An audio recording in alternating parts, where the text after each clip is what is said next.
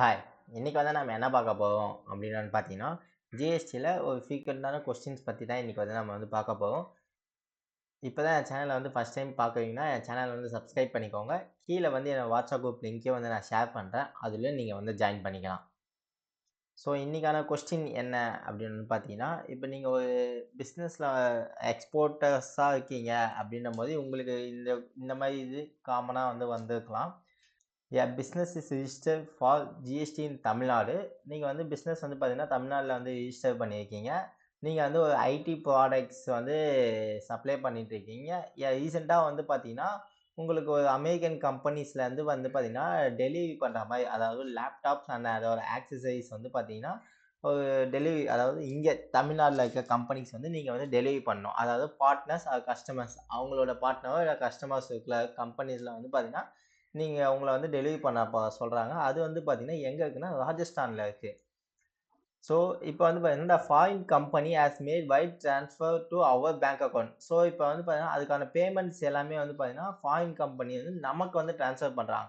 Is it considered as a export and how should we invoice in the company? So, இத வந்து பார்த்தீங்கன்னா, நம்ம எக்ஸ்போர்ட்டா consider பண்ணணுமா? இல்ல இதுக்கு வந்து எப்படி வந்து நம்ம இன்வாய்ஸ் ரைஸ் பண்ணணும்? அப்படின்றது தான் இதோட கொஸ்டினே. ஆக்சுவலா என்னன்னா நம்ம வந்து தமிழ்நாடுல ரிஜிஸ்டர் பண்ணியிருக்கோம். நமக்கு ஒரு ஃபாரின் கம்பெனிலேருந்து நமக்கு ஒரு ஆர்டர் வந்து குடுக்குறாங்க. இந்த மாரி எங்களோட கம்பெனிஸ் வந்து பார்த்தீங்கன்னா, இங்க இந்த இடத்துல ரிஜிஸ்டர் ஆயிருக்கு. எங்க கஸ்டமர்ஸ் வந்து இருக்காங்க. ஸோ அவங்களுக்கு வந்து நீங்க வந்து சப்ளை பண்ணுங்க அப்படின்னு சொல்லியிருக்காங்க.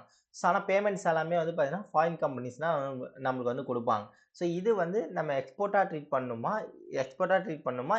இதே மாரி இதுக்கு வந்து இன்வாய்ஸ் வந்து எப்படி போடணும்? அப்படின்றத இன்னைக்கு வந்து நான் பார்க்க போறோம். ஸோ இதுல வந்து பார்த்தீங்கன்னா, this transaction does not qualified as an export under section 2 subsection 5 of IGST Act. So இந்த செக்ஷன் 205ல வந்து பார்த்தீங்கன்னா, இதுல வந்து பார்த்தீங்கன்னா, ஏஜென்ட்ன்னு சொல்லி மீன் பண்ணியிருப்பாங்க.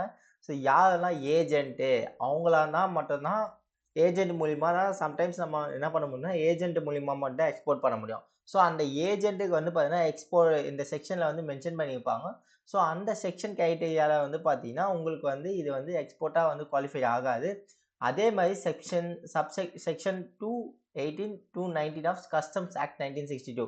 ஸோ கஸ்டம்ஸ் ஆக்ட்ல வந்து என்ன சொல்லியிருக்காங்க அப்படின்னு வந்து பார்த்தீங்கன்னா, இந்த 18ல வந்து எக்ஸ்போர்ட்டர்ஸ் யாரெல்லாம் வந்து எக்ஸ்போர்ட்டர்ஸ்ன்னு சொல்லிட்டு அதுக்கான டெஃபினிஷன்ஸ் வந்து கரெக்ட்டா கிளியரா வந்து குடுத்துருப்பாங்க. ஸோ உங்களோட குட்ஸ் இது வந்து பார்த்தீங்கன்னா, எக்ஸ்போர்ட் ஆஃப் குட்ஸ் செக்ஷன் 19ன்றது வந்து பார்த்தீங்கன்னா, எக்ஸ்போர்ட் ஆஃப் குட்ஸ் இது வந்து பார்த்தீங்கன்னா, வெறும் எக்ஸ்போர்ட். எக்ஸ்போர்ட்னா என்ன? அவுட் சைட் ஆஃப் இந்தியாக்கு போறது தான் export.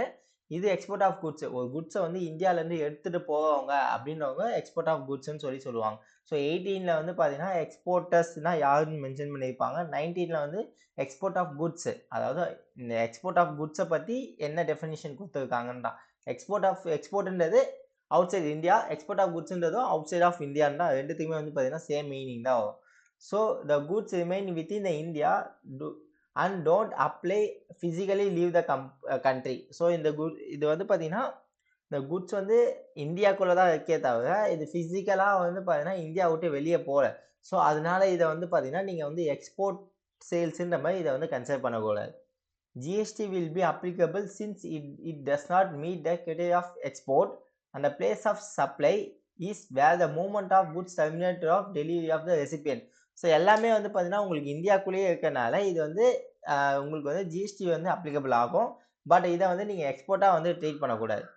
the the invoice should be billed in to Overseas party. அதாவது யாருன்னா இந்த அமெரிக்கன் கம்பெனி நேம்ல நீங்க வந்து பில் பண்ணணும். பட் ஷிப்டு வந்து பார்த்தீங்கன்னா, இந்தியன் ரெசிபியன்ட் இந்தியால யார் வாங்குவாங்களோ அவங்க பேர்ல வந்து நீங்க வந்து பில் வந்து பண்ற மாரி இருக்கும். அதாவது ஷிப்பிங் அட்ரஸ் வந்து நீங்க வந்து பண்ற மாரி இருக்கும். This sale will be reported in GSTR 1 and 3B as a domestic sale to an unregistered person and applicable GST will be rate. So இப்ப நீங்க வந்து பார்த்தீங்கன்னா, ஜிஎஸ்டிஆர் 1ல வந்து பார்த்தீங்கன்னா, நீங்க வந்து டொமஸ்டிக் சேல்ஸ்ன்ற மாரி ரிப்போர்ட் பண்ணணும். அதாவது சிஜிஎஸ்டி, எஸ்ஜிஎஸ்டி, ஐஜிஎஸ்டின்ற மாரி வந்து நீங்க வந்து ரிப்போர்ட் பண்ணணும். அதுக்கான என்ன ஜிஎஸ்டியோ அத வந்து நீங்க வந்து பே பண்ற மாரி தான் இருக்கும். ஸோ இத வந்து பார்த்தீங்கன்னா, நீங்க எக்ஸ்போர்ட்டரா வந்து ட்ரீட் பண்ண முடியும். ஏன்னா, இது வந்து இந்தியா விட்டு வெளிய போகல. அதே மாரி பார்த்தீங்கன்னா, உங்களுக்கு இன்கேஸ் எக்ஸ்போர்ட் ஆகுது அப்படின்னும்போது, உங்களுக்கு bill of shipping, bill of entries இது எல்லாமே வந்து உங்களுக்கு வந்து கிடைக்கும். ஸோ வித்தவுட் இந்த மாரி எதுவுமே இல்ல. ஜஸ்ட் ஆர்டர் ரிசீவ் ஆச்சு. அவங்க வந்து இங்க டெலிவரி பண்ண சொல்லியிருக்காங்க அப்டின்னும்போது, இத வந்து நீங்க வந்து ஃபுல் அண்ட் ஃபுல் டொமஸ்டிக் சேல்ஸா தான் வந்து கன்சிடர் பண்ணணும்னு தவிர, அ இதுவா வந்து நீங்க கன்சிடர் பண்ணக்கூடாது. எக்ஸ்போர்ட் சேல்ஸா வந்து இத வந்து நீங்க வந்து கன்சிடர் பண்ணக்கூடாது. ஐ ஹோப் இது எல்லாருக்கும் அண்டர்ஸ்டாண்ட் ஆயிருக்கும்னு நெனைக்கிறேன். இதே மாரி ரெகுலரா அப்டேட்ஸ் தெரிஞ்சுக்கணும்னா, என் சேனல வந்து சப்ஸ்கிரைப் பண்ணிக்கோங்க. கீழ வந்து என்னோட வாட்ஸ்அப் குரூப் லிங்க்கையும் வந்து நான் ஷேர் பண்றேன். அதுலயும் நீங்க வந்து ஜாயின் பண்ணிக்கலாம்.